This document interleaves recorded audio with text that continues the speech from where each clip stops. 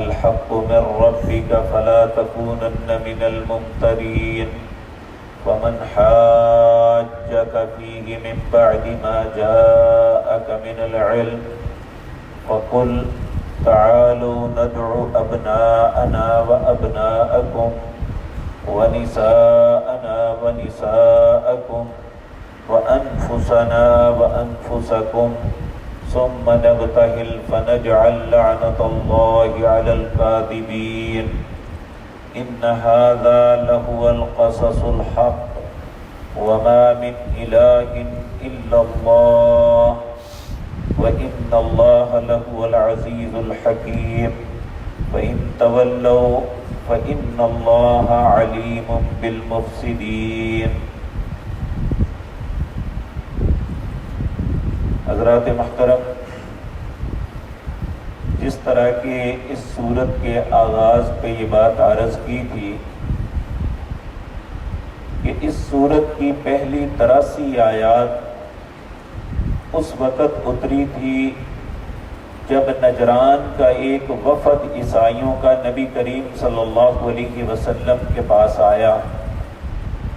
یہ تقریباً 60 لوگ تھے اور ان کا مقصد آپ سے مناظرہ کرنا، آپ کو بچھاڑنا اور نیچا دکھانا تھا۔ اگر کوئی انسان کسی سے مناظرہ اس لیے کرے کہ حق بات کو سمجھ لیا جائے یا میں اسے حق بات سمجھا دوں تو اس میں کوئی حرج نہیں، لیکن اگر کوئی شخص مناظرہ اس لیے کرتا ہے کہ میں نے دوسرے کو بس بچھاڑنا ہے چاہے مجھے کچھ بھی کرنا پڑے، جس طرح کہ آج کل مختلف فرق کے درمیان ہو رہا ہے کہ اللہ کی کتاب کی غلط تعویلات کرتے ہیں، رسول اللہ صلی اللہ علیہ وسلم کا نام لے کے جھوٹ بولا جاتا ہے اور ایسا طرز عمل اختیار کیا جاتا ہے کہ لوگ دین کو سمجھنے کے بجائے دین سے منحرف ہو رہے ہیں۔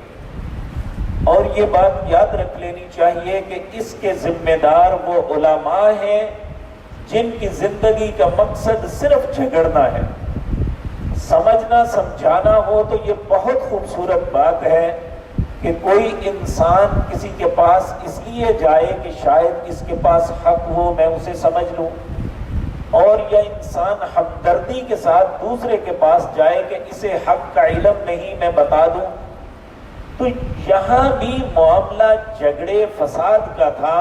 کہ ہم نے نیچا دکھانا ہے نعوذ باللہ نبی کریم صلی اللہ علیہ وسلم کو۔ لیکن یہ بات یاد رکھیں کہ عام انسان جو ہے شاید وہ حق پہ ہونے کے باوجود مات کھا جائے، لیکن اللہ اپنے نبیوں کو کبھی نیچے نہیں ہونے دیتا، اور جو حق بات ہوتی ہے اس کا مقابلہ دنیا کی کوئی قوت نہیں کر سکتی۔ تو یہاں بھی یہی معاملہ تھا کہ یہاں تک آیت نمبر 63 تک اللہ نے اتنے دلائل دیے اپنی ذات کی وحدانیت کے متعلق، اور سیدنا عیسیٰ علیہ السلام ہی نہیں، ان کی والدہ، ان کی پیدائش، ان کی تربیت اور کس نے تربیت کی، کیا معاملے ان کے ساتھ ہوئے، یہ سارے کے سارے بتدریج آپ کے سامنے عرض کیے۔ ان میں سے ایک بات بھی ایسی نہیں تھی کہ نجران کے عیسائی جس کے متعلق یہ کہہ سکتے کہ رسول اللہ صلی اللہ علیہ وسلم نے یہ بات غلط کہی ہے، لیکن ساری باتوں کے باوجود ہٹ درمی اپنی جگہ تھی کہ ہم نہیں مانتے۔ جب ایسی کیفیت ہو تو پھر اس کا آخری رزلٹ یہی ہوتا ہے کہ پھر جو ہے مباہلہ ہوتا ہے۔ اللہ نے مباہلے کا یہاں حکم دیا ہے۔ جب انہوں نے بات کو تسلیم نہ کیا تو پھر اللہ نے مباہلہ کیا ہوتا ہے کہ دونوں پارٹیاں، ایک مدعی اور مدعا علیہ، دونوں جو ہیں ایک جگہ بیٹھے، اپنے بچوں کو ساتھ لے لیں اور دونوں مل کے اللہ سے دعا کریں، انتہائی عاجزی اور انکساری کے ساتھ دعا کریں کہ فَنَجْعَلْ لَعْنَةَ اللَّهِ عَلَى الْكَاذِبِينَ، دونوں میں سے جو جھوٹا ہے اس پہ اللہ کی لعنت ہو۔ یہاں اللہ نے نبی کریم صلی اللہ علیہ وسلم کو بھی اسی بات کا حکم دیا، تو نبی کریم صلی اللہ علیہ وسلم نے سیدنا علی، سیدہ فاطمہ الزہرا، کیونکہ آپ کی دوسری بیٹیاں اس وقت تک فوت ہو چکی تھیں،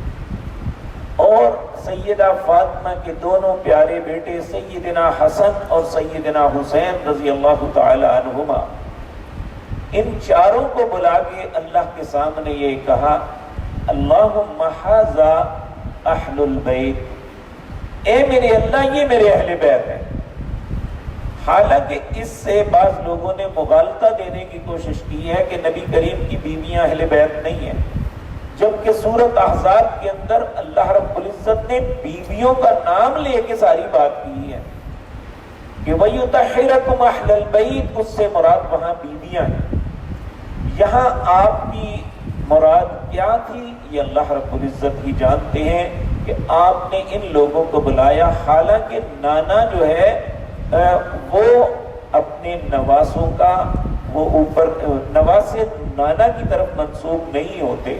لیکن نبی کریم صلی اللہ علیہ وسلم کے چونکہ اپنے بیٹے فوت ہو چکے تھے تو آپ نے ان کے متعلق کہا کہ اللہم ھذا اہل البیت، اے اللہ یہ میرے اہل بیت بنا دے۔ تو اللہ نے نبی کریم صلی اللہ علیہ وسلم کی دعا کی وجہ سے ان کو آپ کے اہل بیت میں شمار کر دیا، جبکہ وہ سیدنا علی رضی اللہ تعالیٰ عنہ کی اولاد تھی۔ نبی کریم صلی اللہ علیہ وسلم کی پیاری بیٹی سیدہ فاطمہ سیدنا علی رضی اللہ تعالیٰ عنہ کی زوجہ محترمہ تھی۔ تو یہاں اللہ فرماتے ہیں ذالک نتلوہ علیک من الآیات، یہ آپ ان پہ جو باتیں پڑھ رہے ہیں، آیات کی تلاوت کر رہے ہیں، والذکر الحکیم، یہ بڑی حکمت والا ذکر ہے، لیکن ان پہ کوئی اثر نہیں ہو رہا تھا۔ پھر اللہ نے انہیں سمجھانے کے لیے کہا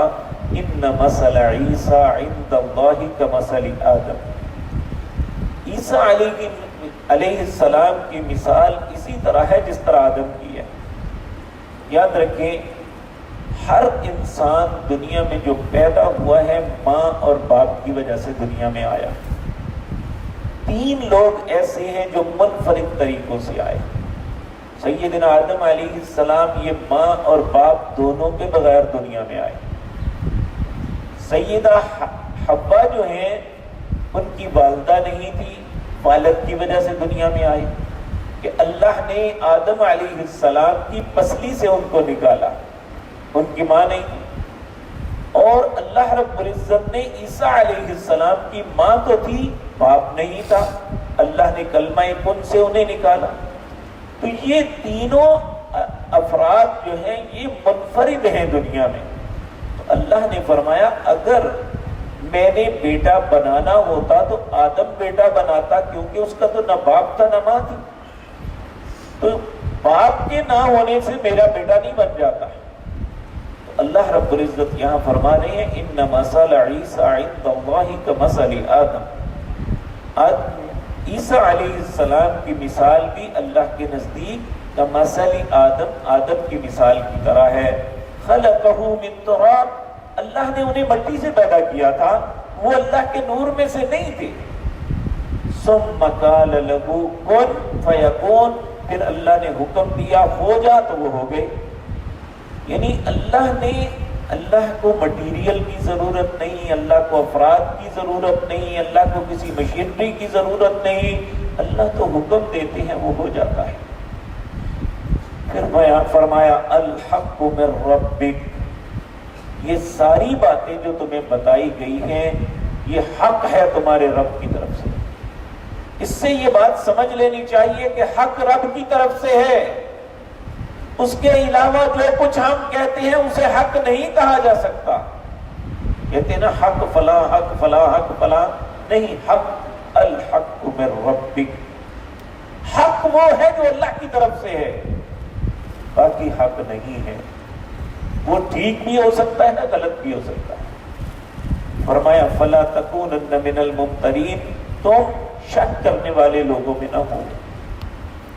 فمن حاجک فیہ من بعد ما جاءک من العلم، اب بھی اگر کوئی تم سے جھگڑا کرتا ہے یہ ساری باتیں معلوم ہونے کے باوجود، فقل، اے میرے نبی پھر انہیں کہا کہہ دو، تعالو، فقل تعالو ندعو ابنانا، آؤ پھر تم بھی اپنے بیٹوں کو بلاؤ، وابناءکم، میں بھی اپنے بیٹوں کو بلاتا ہوں تم بھی بلاؤ، ونساءنا ونساءکم، تم بھی اپنی عورتوں کو بلاؤ میں بھی بلاتا ہوں، وانفسنا وانفسکم، میں بھی آتا ہوں تم بھی آؤ، ثم نبتہل، پھر ہم مبالہ کریں، اللہ سے دعا کریں، فنجعل لعنت اللہ علی الکاذبین، جو جھوٹ بولتا ہے یا جھوٹا ہے اس پہ اللہ کی لعنت ہو۔ جب نبی کریم صلی اللہ علیہ وسلم نے یہ کہا تو عیسائیوں کے وفد میں ایک دانا انسان تھا، اس نے ان کے کان میں کہا کہ یہ بات منظور نہ کرنا، اگر یہ اللہ کے نبی ہوئے تو ہمارے پلے کچھ نہیں رہے گا، مر جاؤ گے، ان کے ساتھ مبالہ نہ کرنا، پیچھے ہٹ جاؤ۔ انہوں نے پھر فوراً کہا کہ ہم جزیہ دینے کے لیے تیار ہیں، جیسے آپ کہتے ہیں، یعنی ہم ٹیکس آپ کو دے دیتے ہیں، ہم مبالہ نہیں کرنا، آپ ہمارے ساتھ ایک امانت دار شخص کو بھیجیں تاکہ ہم اسے جزیے کی رقم دے دیں۔ یہاں بھی یہ بات معلوم ہوتی ہے کہ ٹیکس جو ہے یہ غیر مسلمان سے لیا جاتا ہے، مسلمان سے نہیں۔ تو بہرحال یہ بھی فیصلہ اللہ کی عدالت میں جا کے ہوگا کہ کون اس معاملے میں سچا ہے، کہ جو لوگ زبردستی کہتے ہیں کہ نہیں ہر صورت ہم نے ٹیکس لینا ہے، تو انشاءاللہ یہ بھی فیصلہ اللہ کی عدالت میں ہوگا ایک دن جا کے۔ تو میرے عزیز بھائیو، اللہ رب العزت نے ان لوگوں نے کہا تو نبی کریم صلی اللہ علیہ وسلم نے فرمایا ہاں میں تمہیں امانت دار شخص بھیجتا ہوں تمہارے ساتھ۔ کہتے ہیں نبی کریم اپنے ساتھیوں میں دیکھ رہے تھے تو ہر بندہ اپنی گردن اوپر کر رہا تھا کہ میرا نام آ جائے، مجھے امانت دار کہہ دیا جائے۔ تو نبی کریم صلی اللہ علیہ وسلم نے عشرہ مبشرہ میں سے ایک صحابی ابو عبیدہ بن جراح رضی اللہ تعالی عنہ، آپ نے انہیں حکم دیا ادھر آؤ، پھر آپ نے فرمایا یہ میری امت کے امین ہیں، اور اس کا مطلب یہ نہیں ہے کہ دوسرے امین نہیں تھے، یعنی بعض صفات بعض میں بہت زیادہ ہوتی ہیں۔ تو آپ کسی انسان کو کہتے ہیں یہ بیٹا میرا بڑا اچھا ہے، اس کا یہ مطلب نہیں ہوتا کہ دوسرے بیٹے اچھے نہیں ہیں، وہ اس کی انفرادیت کو بیان کیا جاتا ہے، یہ دوسروں سے اور بہتر اچھا ہے۔ تو یہاں کہا یہ میری امت کے امین ہیں، تو انہیں ان کے ساتھ بھیجا جو ٹیکس دے کے وہاں سے آئے۔ یہاں اللہ رب العزت ان لوگوں نے یہ بات یاد رکھیں کہ یہاں یہ مسئلہ بھی آتا ہے کہ جب انسان کسی کی جگہ ایسی بات ہو رہی ہو کہ کوئی بات ماننے کے لیے تیار نہ ہو، تو ایسی حالت میں قرآن ہمیں بتاتا ہے کہ مباہلہ کرنا جائز ہے۔ جس طرح کہ میاں بیوی کے درمیان جھگڑا ہو جاتا ہے، خامد اپنی بیوی پہ الزام لگاتا ہے ولا شہادت کوئی نہیں پاتا، تو پھر لعان کا حکم ہے، وہ بھی خامد اپنی بیوی پہ لعان کرتا ہے، بیوی اپنے خامد پہ، جو سورۃ نور کے اندر آتا ہے کہ اگر 3 دفعہ اس نے کہنا ہوتا ہے اگر جو کچھ یہ کہتا ہے یہ سچ ہے تو اللہ کی مجھ پہ لعنت۔ اور یہ خامد بھی ایسے پھر انہیں الگ کر دیا جاتا ہے، اور حقیقت بات یہ ہے کہ جب بھی ایسا معاملہ ہو تو اللہ دنیا میں دکھا دیتا ہے، عبرت کا نشان بنا دیتا ہے جو ایسا معاملہ کرتے ہیں۔ اس لیے باطل پہ کبھی مباہلہ نہیں کرنا چاہیے۔ ان عیسائیوں نے بڑی دانائی کی بات کی،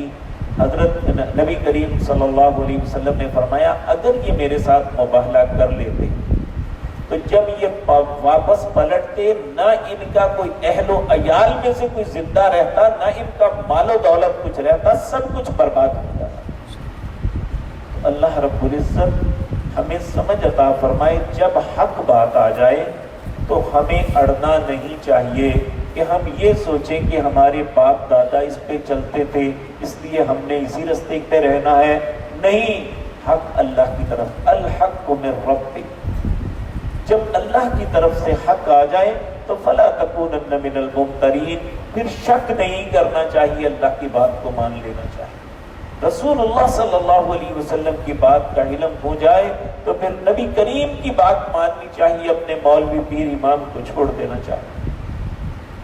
تو اللہ رب العزت فرماتے ہیں ان ھذا لہو القصص الحق،